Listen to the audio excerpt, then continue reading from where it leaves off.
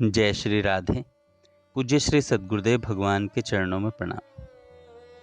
भगवान नाम की सार बातें। हरि नाम की महिमा अनंत और अत्यंत पवित्र है, जिसके गुणों का वर्णन स्वयं भगवान भी नहीं कर सकते। भगवान की संपूर्ण शक्ति उनके नाम में निहित है। श्री हरि और हरि नाम में किंचित भेद नहीं है। भगवान नाम के धनुष में आत्मा रूपी बाण चढ़ाकर ब्रह्म रूपी लक्ष्य को अप्रमत्त होकर भेदना चाहिए, जिससे तन्मयता प्राप्त हो जाए। प्रभु के नाम में पापों को भस्म करने की शक्ति जितनी है, उतनी पापात्मा में पाप करने की शक्ति नहीं है। निरंतर सप्रेम श्री हरि नाम ग्रहण करने वाले के हृदय में जबरदस्ती भक्ति, ज्ञान, वैराग्य और सर्व सद्गुण अपना आवास बनाते हैं। श्री राम नाम के जापक श्री हनुमान जी का रोम रोम राम नाम से अंकित हो गया था। श्री राम नाम के प्रभाव से प्रहलाद जी को अग्नि चंदन के समान शीतल हो गई तथा कठिन से कठिन विघ्नों के दुरह सागर से वे सहज ही बिना कुछ किए पार हो गए। श्री कृष्ण नाम जापक अर्जुन के सर्वांग से मधुर मधुर श्री कृष्ण नाम की ध्वनि निकलती थी। गूढ़ से गूढ़ गतियों का ज्ञान एवं संपूर्ण योग की सिद्धियों की प्राप्ति नाम जापक को हो जाती है। अजामिल जैसा पापी अपने पुत्र का नाम नारायण लेकर और यवन हराम कहकर गाली देकर भगवान नाम पढ़ने के कारण भव सागर से पार हो गए। नाम के प्रभाव से अनंत पापात्माओं का उद्धार हो गया है, हो रहा है और होता रहेगा। श्री भगवान से भगवान नाम में अधिक आश्चर्यमय प्रभाव दृष्टिगोचर होता है। स्वर रहित राम नाम के अक्षर रकार मकार की जब ऊर्ध्व गति हो जाती है, तब नाम जापक को ऊर्ध्व गति क्यों न प्राप्त होगी। नाम लेते ही भवसागर का शोषण हो जाता है। भगवान नाम की महिमा समझकर शंकर भगवान रात दिन राम नाम का जप किया करते हैं। भगवान नाम की ररंकार ध्वनि प्राणियों के भीतर सर्वदा अपने आप ध्वनित होने के कारण ही वे जीवित रहते हैं।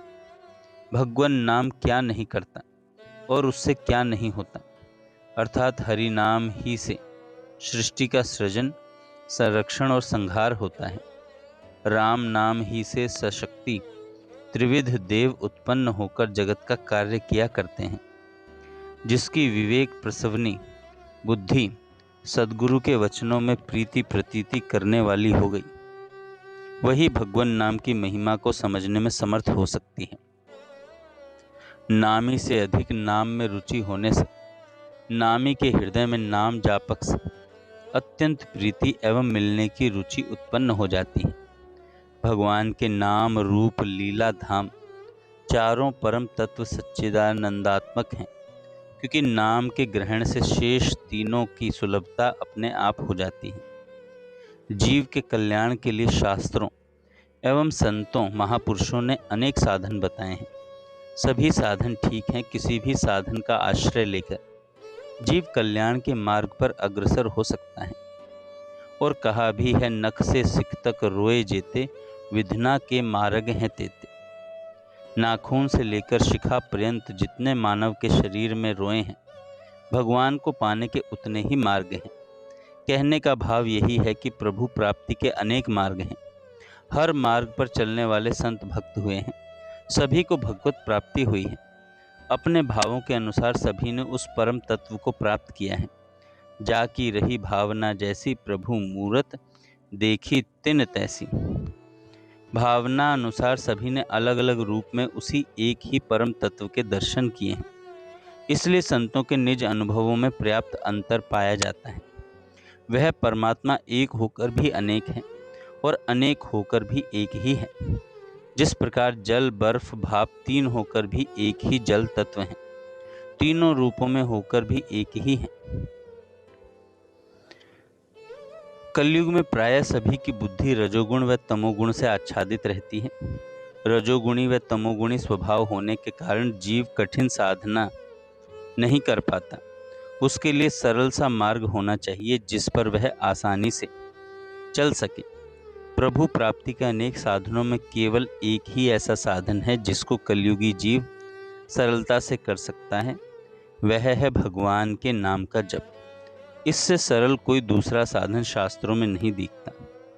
गोस्वामी तुलसीदास जी ने स्पष्ट शब्दों में कहा है, नहीं कलि कर्म न भगति विवेको, राम नाम अवलंबन एको।